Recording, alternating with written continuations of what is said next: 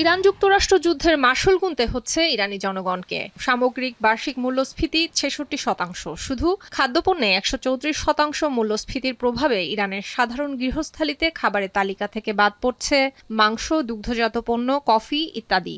একদিন আগেই ইরানের বিধ্বস্ত প্রায় অর্থনীতির জন্য মার্কিন অবরোধকে দায়ী করেন দেশটির প্রেসিডেন্ট। এমন পরিস্থিতির মধ্যেই ইরানের কৃষিমন্ত্রীর অভিযোগ, যুদ্ধের অস্ত্র হিসেবে খাবার ও নিত্যপণ্যের সরবরাহকে হাতিয়ার করছে যুক্তরাষ্ট্র। মিলছে এমন প্রমাণ।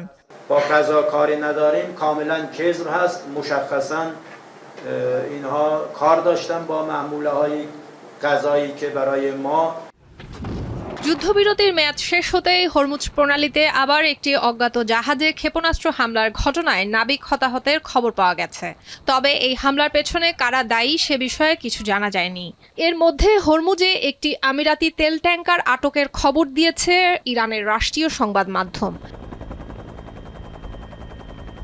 এদিকে বিশ্বের গুরুত্বপূর্ণ বাণিজ্যিক নৌপথ হরমুজ প্রণালীর নিরাপত্তা ইস্যুতে জুনে স্বাক্ষরিত ইরান যুক্তরাষ্ট্রের 60 দিনের সমঝোতার মেয়াদ শেষ হয় রোববার। ইরান হরমুজে পূর্ণ নিয়ন্ত্রণ দাবি করায় চুক্তির মেয়াদ বাড়াবেন না সাফ জানিয়ে দিয়েছেন মার্কিন প্রেসিডেন্ট। ফক্স নিউজের সঙ্গে ফোনালাপে নৌ অবরোধের মাধ্যমে হরমুজের সম্পূর্ণ নিয়ন্ত্রণ নেয়ার দাবি করে তেহরানকে বলেন আত্মসমর্পণের সাদা পতাকা ওড়ানোর প্রস্তুতি নিতে। I feel is necessary. Look, we're in there for one reason. Iran cannot have a nuclear weapon. You understand that? Iran cannot have a nuclear weapon, and they won't have a nuclear weapon. Fox নিউজের প্রতিবেদনে বলা হয়েছে, Hormuz ইস্যুতে মধ্যপ্রাচ্যে যুক্তরাষ্ট্রের মিত্রদেশ ওমানকেই বোমা হামলার হুমকি দিয়েছে ট্রাম্প। তার অভিযোগ, ইরানের সঙ্গে যুক্তরাষ্ট্রের আলোচনায় বাধা হয়ে দাঁড়াচ্ছে ওমান। হরমুজে জাহাজ চলাচল স্বাভাবিক করতে ওয়াশিংটন ও মাস্কাটের সঙ্গে আলাদাভাবে আলোচনা করছে তেহরান। জানিয়েছে ওমানের সঙ্গে সমঝোতায় অগ্রগতির কথা। ইরান যুক্তরাষ্ট্র যুদ্ধের জেরে প্রায় 6 মাস ধরে বন্ধ গুরুত্বপূর্ণ নৌপথটির অচলাবস্থা সামরিক উত্তেজনার দিকে মোড় নিচ্ছে।